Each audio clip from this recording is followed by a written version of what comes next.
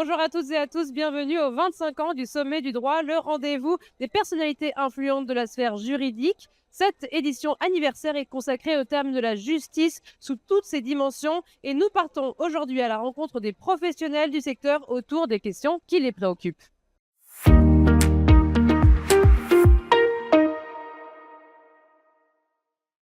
Et pour commencer cette émission, nous allons nous intéresser à la question des meilleurs outils IA à destination des juristes. Autour de moi, 5 personnes pour répondre, pour analyser cette question. Hugo Ruggieri, vous êtes directeur juridique, affaires publiques et DPO chez Doctrine. Merci Bonjour. beaucoup d'être avec nous. Philippe Ginestier, vous êtes avocat, fondateur de Gino Legal Tech.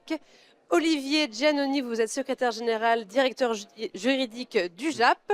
Manuel Mesquita, vous êtes directeur juridique corporate chez Auchan Retail International. Et Marion Bergeret, vous êtes général counsel corporate lead chez Alan. Merci beaucoup d'être avec nous. Je me tourne tout d'abord vers Philippe Ginestier. Est-ce que vous pouvez nous expliquer quelle est votre solution et à quel besoin répond l'IA que vous avez intégré dans votre solution ? Alors, l'IA que nous avons intégrée dans la solution vient se reposer sur un socle qui va permettre, l'IA est un moyen extraordinaire de traiter de l'information, en particulier l'information déstructurée, mais ensuite il faut évidemment l'intégrer dans un socle qui soit davantage déterministe. La solution permet en réalité de gérer tout le cycle de vie des contrats, depuis l'automatisation de leur production, leur négociation, leur validation en interne dans l'entreprise, leur signature, et ensuite, extrêmement important, le suivi de l'exécution et l'exploitation de toutes les données, tant contractuelles que des données du suivi de l'exécution. Et donc tout ceci permet aux entreprises d'avoir une base de données contractuelle extrêmement riche et extrêmement opérationnelle. Et l'IA, ça sert à quoi là-dedans? C'était vraiment une difficulté que vous avez rencontrée auprès des avocats qui n'arrivaient pas forcément à suivre toute l'évolution ou certains éléments de la vie d'un contrat? Non, l'IA est un enrichisseur d'à peu près tous les services. Vous avez des services qui sont quasiment plus RIA. Quand vous dites je prends un contrat, j'en fais un résumé. Quand vous dites je prends un contrat, je le compare à un autre contrat. Quand je vous dis je le compare à mes normes pour voir si mon contrat est conforme à ce que je souhaite, là vous êtes plus RIA. Mais ensuite l'IA va venir enrichir toutes les fonctions. Si par exemple vous cherchez dans votre contrat tech où il y a 10 000 contrats, si vous cherchez tous les contrats qui concernent tel type de sujet, vous allez la recherche par mot, qui est le traditionnel. Vous pouvez ensuite l'élargir aux synonymes, mais l'IA va aller chercher le sens. Et donc, il va faire une recherche beaucoup plus approfondie. Hugo Ruggieri, est-ce que aussi vous pouvez nous expliquer votre solution et comment est-ce que vous avez accompagné vos utilisateurs, peut-être faire de la pédagogie sur l'utilisation de votre outil? Donc Doctrine, on est surtout connu à la base pour notre capacité à rassembler toute l'information juridique publique, à la contextualiser et à créer une IA qu'on a appelée le Legal Graph, qui est l'issue de cette interconnexion entre toute la donnée publique.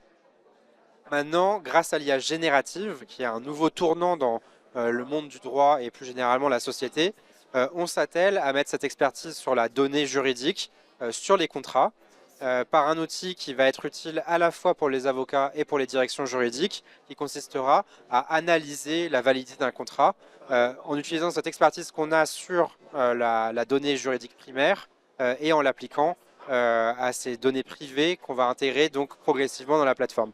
Donc c'est des fonctionnalités qui ne sont pas encore totalement ouvertes au public. Pour le moment, on est en bêta testing sur ces fonctionnalités. Et effectivement, comme vous le dites, ça nécessite un véritable accompagnement puisque l'IA change la manière dont on fonctionne. On a tendance à la prophétiser comme quelque chose qui va remplacer les juristes. Chez nous, et je sais que c'est partagé autour de la table, la conviction, c'est au contraire qu'elle va renforcer la place de l'humain dans la chaîne de valeur juridique en nous permettant de passer moins de temps sur des tâches à faible valeur ajoutée et en nous concentrant sur ce qui fait le sel de nos métiers. Manuel Mesquita, justement, Hugo a prononcé le terme humain. Est-ce que au sein de votre direction, c'était une crainte? Est-ce que vous avez dû rassurer vos collaborateurs et peut-être quels outils vous avez implémentés au sein de votre direction? Bon, l'implémentation, c'est toujours une étape très, très importante pour l'implémentation d'un outil, notamment aujourd'hui avec les outils qui utilisent l'intelligence artificielle, c'est-à-dire motiver et faire embarquer les gens cet aspect humain, c'est très, très important. D'habitude, ce qu'on fait, c'est on a toujours des sponsors très importants pour un projet d'implémentation, soit en CLM, soit un outil de gestion de délégation de pouvoir, gestion d'entité. Donc, c'est avoir toujours un sponsor qui va identifier les ambassadeurs qui vont être les personnes plus motivées à faire embarquer tous les restes des équipes. Et cet embarquement, c'est fait au début de tout le projet, soit les tests pour identifier les bons outils, pour tester l'intelligence artificielle, pour tester l'outil elle-même, à quel point elle est intuitive, et après, petit à petit, faire toute la préparation pour l'implémentation. Donc, toujours avoir en tête que pour embarquer les gens, c'est pas imposer un outil, mais c'est de le faire participer dans le choix de l'outil, le test de l'outil, comment faire l'implémentation. En sachant qu'une chose, c'est très important. C'est le premier contact que quelqu'un a avec un outil. Si nous ne sommes pas capables d'expliquer quel est le bénéfice d'utilisation de l'outil, soit sécuriser l'entreprise, soit une gagne de temps, évidemment que les gens ne vont pas être embarqués. Effectivement. Marion Bergeret, quel besoin avez-vous comment est-ce que vous avez répondu à certains besoins avec l'IA et surtout quel changement organisationnel ça a pu impacter votre direction de département? Alors nous, chez Alan, on est partenaire santé, on a une culture assez particulière. On travaille beaucoup à l'écrit, on fait très peu de réunions et depuis toujours, on essaye énormément de distribuer la responsabilité vers les équipes opérationnelles. Donc on a une équipe juridique qui est extrêmement petite. Et on essaye de faire que les équipes opérationnelles puissent faire des tâches qui, normalement, dans des schémas traditionnels, reviendraient aux équipes juridiques de manière autonome. Et l'IA accélère vraiment cette transformation-là, cette distribution de responsabilités. Elle permet que certaines tâches récurrentes qui prennent du temps à la direction juridique soient faites de manière autonome par les équipes opérationnelles. Et ça permet de dégager du temps pour apporter de la valeur de manière différente sur des sujets plus pointus, plus techniques, plus complexes. Et effectivement, de faire que les choses soient plus fluides. Ça permet de la productivité au niveau de l'entreprise en général. Oui, ça, vous avez remarqué qu'il y avait un gap de productivité entre avant et après vos outils? Alors oui, sans exagérer, mais disons qu'on déjà dans l'utilisation de l'IA dans les méthodes de chaque métier a apporté des gains de productivité propres. Et ensuite, en termes de process juridique, on est au début encore, mais il y a certains processus qui ont été accélérés de manière très significative, mais il faut en accélérer plein pour que ça se ressente vraiment au niveau organisationnel. Olivier Giannoni, est-ce que vous avez rencontré des défis juridiques? Comment est-ce que vous avez, surtout en matière de conformité avec l'IA, comment est-ce que vous voyez ces choses-là au sein de votre entreprise? Le principal défi qu'on a rencontré jusqu'à présent, c'est un défi qui est relatif à l'humain, c'est-à-dire la nécessité d'accompagner et de démontrer aux juristes l'intérêt des solutions, puisque c'est quand même un changement fondamental dans leur profession. C'est-à-dire ils ne vont plus faire, mais comme disait Marion, ils vont faire par l'intelligence artificielle. Et donc, si j'en reviens à la question initiale, qui est la question de la conformité, ça suppose que vous ayez des juristes qui soient en mesure d'apporter une plus-value sur n'importe quel type de réglementation. Et donc, de ce fait-là, ça va être comment est-ce que le juriste est capable de vérifier, de contrôler si la réponse qui est apportée par l'intelligence artificielle, elle répond aux attentes, c'est-à-dire est-ce qu'elle permet d'être conforme soit une réglementation internationale, soit une réglementation nationale, d'autant plus qu'actuellement on a une multiplication de réglementations qui sont verticales et horizontales, donc il peut y avoir des conflits de normes. Par exemple, la réglementation IA Act de l'Union européenne, c'est une réglementation transversale, mais ça peut entrer en conflit potentiellement avec d'autres réglementations qui sont verticales. Donc là, il y a vraiment une question fondamentale qui est la plus-value du juriste pour régler ces conflits potentiels. Et dans ce cas-là, comment ça s'organise? Quelles réponses vous pouvez apporter aux entreprises? C'est là qu'on entre dans l'innovation et la capacité à trouver des solutions qui vont permettre de diminuer le risque, mais on ne peut pas être certain que lorsqu'on adopte une clause particulière, on est à 100% conforme. Puisque souvent, il n'y a pas encore de jurisprudence sur ces sujets-là. Donc là, c'est là tout apport du juriste, c'est finalement le juriste innovant. Oui. Hugo Ruggieri, tout à l'heure, vous avez parlé de données privées, justement. Ça, c'est quand même une question, j'imagine, qui est très importante. Comment vous faites pour peut-être rassurer vos utilisateurs? Est-ce que vous avez un code de déontologie ou quelque chose qui rassure le fait que voilà, les données sont bien privées et qu'on peut se tourner vers vos solutions? C'est une question primordiale que se posent nos clients avocats soumis au secret professionnel extrêmement fort et direction juridique qui traite des données extrêmement sensibles. Et donc on se devait d'apporter des garanties à la hauteur des enjeux. 3 niveaux de réponse que je vais essayer de donner très rapidement. Le premier, on a cherché à faire valoir notre expertise en termes de cybersécurité. Et donc on est allé chercher la certification ISO 27001 qui est reconnue comme la plus haute norme en termes de cybersécurité mondialement. Donc on vient de se faire certifier par un organisme américain pour justement avoir la confirmation qu'on répond aux exigences et qu'un organisme étranger le reconnaîtrait également. Sur l'aspect confidentialité et plus respect du RGPD, compliance et ainsi de suite, on a postulé, on a été lauréat de l'accompagnement renforcé de la CNIL, ce qui fait que ça fait maintenant quelques mois et encore pour 3 ou 4 mois de plus qu'on travaille main dans la main avec les équipes de la CNIL où on bénéficie de leurs conseils et de leur suivi pour nous assurer que donc on respecte au mieux les obligations de confidentialité et de respect du RGPD. Donc c'est un programme qu'ils ont lancé il y a 1 an et demi qui consiste à prendre 3 ou 4 entreprises dont le business model est basé sur l'exploitation innovante de la donnée pour s'assurer que ces business models innovants sont respectueux du RGPD. Et dernièrement, donc avec mon confrère juste à gauche, on est cofondateur ensemble et avec l'ex-base du groupe France Digital Legal Tech qu'on co-anime et on a voulu embarquer toute la Legal Tech dans cet esprit de maturité, de responsabilité et de confiance dans nos outils. Et donc, on a adopté ensemble un code de conduite de la Legal Tech française, signé par aujourd'hui 19 adhérents, et dans lesquels il y a des engagements sur tous ces sujets, et donc qui nous engagent contractuellement envers nos clients. Justement, Philippe Génestier, comment est-ce que est-ce que certains de vos clients sont un petit peu réticents? Qu'est-ce que vous leur dites justement pour qu'ils s'embarquent aussi dans l'outil que vous leur proposez? Écoutez, il y a un travail d'évangélisation à faire. Oui. Il faut dans une entreprise, quand vous voulez introduire un CLM ou une techno, il faut trouver des champions. Enfin, il faut au moins un champion, qui est quelqu'un qui est enthousiaste, qui comprend le système et qui va savoir évangéliser les gens. Et il faut ensuite beaucoup d'accompagnement humain, c'est essentiel. Il faut tenir la main des gens, de ceux qui sont les moins naturellement habiles, de ceux qui sont les moins attirés par la techno. Des fois, il faut un petit peu pousser affectueusement dans le dos et on y arrive. Parce que les gens, il y a des bénéfices qui sont considérables. Les bénéfices sont vraiment disproportionnés par rapport à leur investissement. Et donc, il faut les tenir jusqu'au moment où ils récoltent les bénéfices.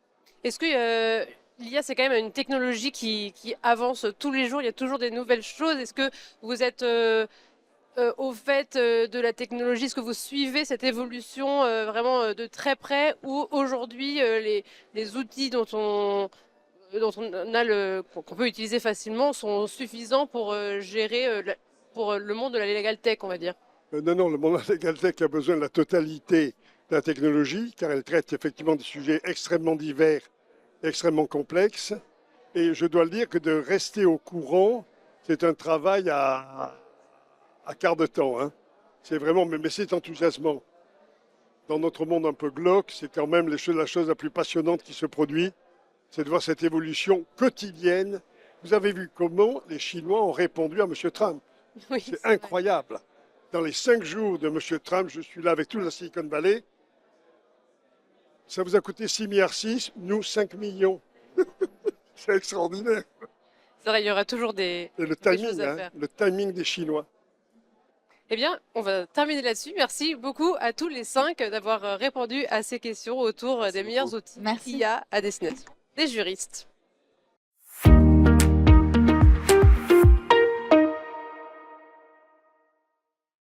Et pour continuer cette émission, je suis entourée de 3 invités pour analyser, comprendre ce que sont les enquêtes internes et quelles sont les bonnes pratiques. À ma droite, Violaine Malo-Panissé, qui est directrice juridique adjointe d'Eiffage Infrastructure. Bonjour, merci d'être avec nous.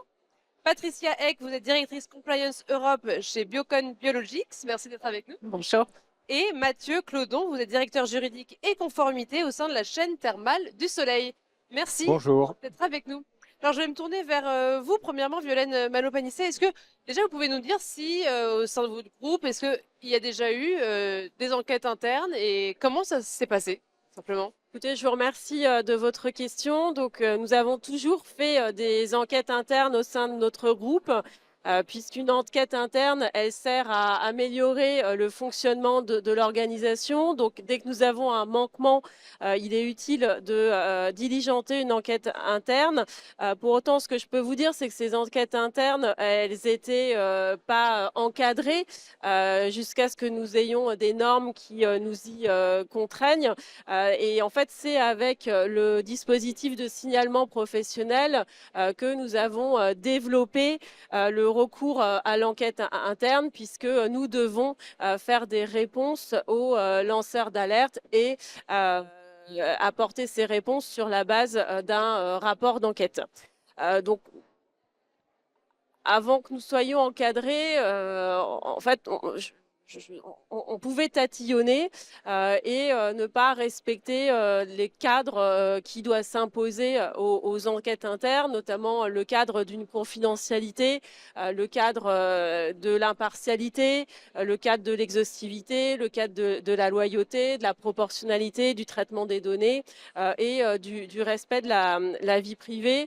Donc là, aujourd'hui, en 2024, on se professionnalise dans le fonctionnement de l'enquête interne. Et en fait, nous avons deux types d'enquêtes internes, des enquêtes que nous réalisons avec nos moyens propres, des équipes propres, sous pilotage à chaque fois de notre direction générale. Donc, Avec au une titre, procédure du coup interne. avec une procédure au titre de l'engagement de l'instance dirigeante qui va nous fixer les objectifs de cette enquête interne aussi, quelles sont les investigations attendues, sous quelle forme et dans quel délai.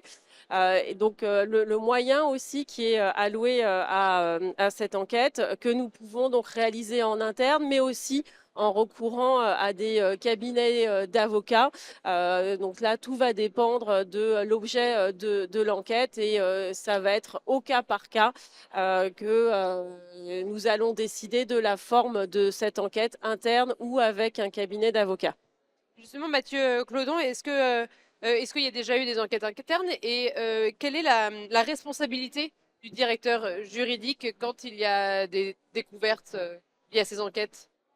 Alors oui, il y a déjà eu des enquêtes internes sur un sujet extrêmement classique aujourd'hui dans les entreprises, c'est en matière sociale, la prévention du harcèlement moral, du harcèlement sexuel et des agissements sexistes. Donc le rôle du directeur juridique, c'est d'essayer de créer un cadre propice à l'expression de chacun, de rappeler les règles fondamentales qui entourent cette enquête interne et auxquelles les gens ne sont pas nécessairement familiarisés. Le principe du contradictoire, la logique d'impartialité, le fait de ne pas être d'arriver à faire comprendre qu'on est juge sans être partie alors même que l'on intervient pour le compte de l'entreprise. Le fait d'arriver à dire je vais procéder par échantillon et donc des gens ne seront pas nécessairement entendus alors qu'ils auraient pu prétendre à leur sens être auditionnés. Le fait aussi de savoir concilier l'enquête interne et éventuellement la procédure disciplinaire, parce que quand on fait l'enquête interne, parfois on est amené à entendre la personne qui est à l'origine de ces faits. Son obligation, c'est évidemment, en matière d'enquête interne, c'est de faire en sorte que l'entreprise respecte ses obligations. Et donc en matière de droit du travail, sur ce sujet-là, la première des obligations, voire l'unique, en tout cas le prisme, et notre boussole, c'est l'obligation de sécurité à la charge de l'employeur. Donc, c'est arriver à mettre en place très rapidement un process, très rapidement définir les mesures conservatoires si elles s'imposent, assez rapidement, c'est-à-dire 10 jours. Donc, c'est en fait très court et long. C'est long pour les personnes qui sont exposées aux agissements. C'est court pour avoir le temps de la réflexion et de la compatibilité avec les règles du travail, de définir toutes ces mesures qui vont permettre qu'in fine, les droits de chacun auront été respectés, l'obligation de sécurité de leur entreprise aura été satisfaite. Patricia Eck, vous qui travaillez dans une entreprise dont le siège est en Inde, une entreprise indienne, est-ce que l'enquête interne, c'est quelque chose de spécifiquement française? Est-ce qu'il y a des différences culturelles dans cette manière d'enquêter? Alors, dans tout groupe international, quel que soit le lieu du siège de ce groupe, le respect des règles, que ce soit le respect des lois, des réglementations externes, des réglementations sectorielles ou bien des règles internes, c'est dans les grands groupes aujourd'hui, c'est un enjeu clé. Puisque que ce soit sur les marchés, que ce soit dans le cadre de gros partenariats, que ce soit vis-à-vis des clients, des actionnaires, le côté éthique et compliant de l'entreprise constitue réellement une valeur ajoutée pour l'entreprise. Donc, chaque grand groupe aujourd'hui et chaque entreprise en général prend de plus en plus en compte cette notion d'éthique, d'intégrité et de compliance. Donc, concernant les enquêtes internes, il est important au départ d'être clair sur quels sont les faits reprochés, dans quel secteur d'activité on se trouve, puisque vous avez par exemple des groupes qui sont multisectoriels avec des réglementations qui vont différer d'un secteur d'activité à un autre, par exemple le secteur de la santé avec le secteur de la distribution automobile, par exemple. Donc, prendre en compte l'environnement sectoriel, prendre en compte l'environnement géographique, dans quel lieu du monde se trouve-t-on, puisque en matière notamment d'anticorruption, on a des lois qui diffèrent selon que l'on soit aux États-Unis, au UK ou en France par exemple, ou même au Japon. Il y a également dans de très nombreux pays, il y a des lois dédiées à l'anticorruption. De prendre en compte tous ces enjeux-là, en amont du démarrage de l'enquête interne pour vraiment définir quelles sont les bonnes personnes pour permettre la conduite de cette enquête interne et savoir réellement ce que l'on doit chercher. Mais oui, c'est un vrai sujet d'importance, c'est un sujet d'importance internationale et on l'a vu au cours des 10 dernières années avec un développement de plus en plus grand de toutes les règles en matière d'éthique compliance. Bien, merci à tous les trois d'être venus ici au sommet du droit pour parler des enquêtes internes et à tout de suite dans l'émission.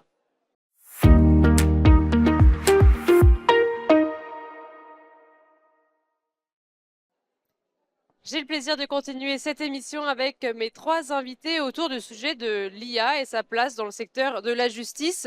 Jules Touzet, vous êtes CEO de Haïku. Vous allez nous expliquer qu'est-ce que cette solution après. Merav Griguer, vous êtes avocat associé chez Franklin. Et Philippe Métou, vous êtes directeur juridique, directeur de la compliance au sein du groupe SNCF. Merci beaucoup à tous les trois d'être avec moi. Jules Touzet, est-ce que vous pouvez tout d'abord nous expliquer la solution Haïku et nous dire aussi quelle est votre vision de l'évolution de la place de l'IA dans le secteur? Est-ce que c'est en train de révolutionner le domaine de la justice? Est-ce que ça l'a déjà révolutionné? Quelle est votre vision? Alors déjà bonsoir et merci beaucoup. Donc je m'appelle Jules Touzet, je suis effectivement CEO et cofondateur d'Haïku. Haïku, c'est une solution d'intelligence artificielle à destination des cabinets d'avocats, directions juridiques et plus largement des professions réglementées. Et notre métier, c'est de mettre à disposition des systèmes d'IA qui sont déployés sur la donnée interne de nos clients, afin de leur permettre d'avoir une interface en langage naturel constante avec leur base de données, mais également de leur fournir des capacités d'analyse poussées et des capacités de production documentaire. Voilà, très simplement. Et sur la seconde question, vaste sujet, mais si je peux répondre très simplement, je pense qu'elle est en train de révolutionner, elle n'a pas encore révolutionné. Et quand on parle du secteur juridique, du secteur de la justice, c'est extrêmement large. Donc, est-ce qu'on parle du coup des avocats? Est-ce qu'on parle des notaires? Est-ce qu'on parle des huissiers, etc. Ou est-ce qu'on parle de la justice en tant que telle avec donc les magistrats, la magistrature et les juridictions? Je pense que, en tout cas dans le privé, on va dire, c'est en train effectivement petit à petit d'être adopté. Mais c'est un work in progress, on va dire. Et dans le secteur de la justice, au sens magistrature, ministère de la Justice, on en est très loin pour l'instant. Merav Griguer, en tant qu'avocat, quels outils vous utilisez? Est-ce que vous en utilisez déjà? Et comment est-ce que ça évolue au sein du secteur des avocats? J'ai un peu envie de vous dire que compte tenu de la réglementation en la matière et de la définition juridique de l'IA, je crois qu'on utilise tous de l'IA sans le savoir. Donc, bien évidemment, l'IA générative fait partie des solutions qu'on utilise avec beaucoup de prudence, des développements en interne, des outils extrêmement sécurisés. Mais je le répète, la prudence avant tout, en raison des biais, en raison de la confidentialité. C'est un apprentissage, c'est une véritable formation au quotidien, mais le secteur des avocats est prêt à utiliser de manière sereine et prudente ces outils. Justement, est-ce qu'il y aurait des zones avec des aspects où vraiment vous avez un véritable besoin de performance, peut-être d'aller plus vite, ou alors des tâches qui sont répétitives sur lesquelles l'IA serait vraiment un atout? Alors, tout ce qui est micro-tâches, bien évidemment, c'est précieux. Donc, on réfléchit à l'utilisation de l'IA pour toutes les micro-tâches d'un cabinet d'avocats.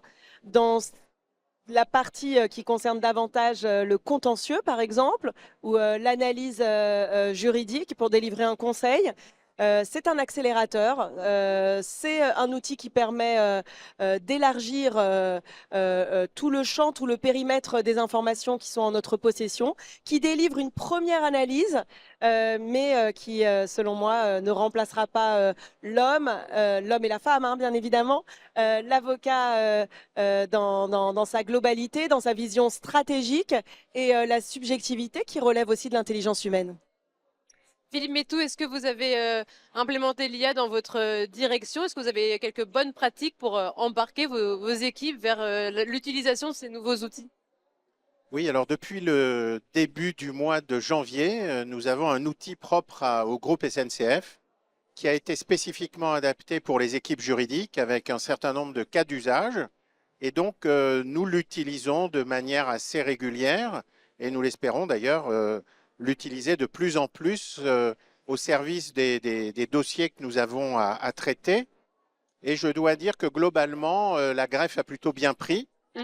La seule inconnue encore à ce jour, me semble-t-il, c'est de savoir prompter dans de très bonnes conditions, parce que je crois que c'est une compétence qu'il faut acquérir, qu'on n'a pas comme ça d'emblée, et il faut l'acquérir pour justement obtenir le meilleur résultat possible. Selon vous, Jules Touzet, quels seraient les besoins à venir? Comment vous pouvez faire pour essayer de devancer un petit peu les besoins de toutes ces professions que vous allez accompagner?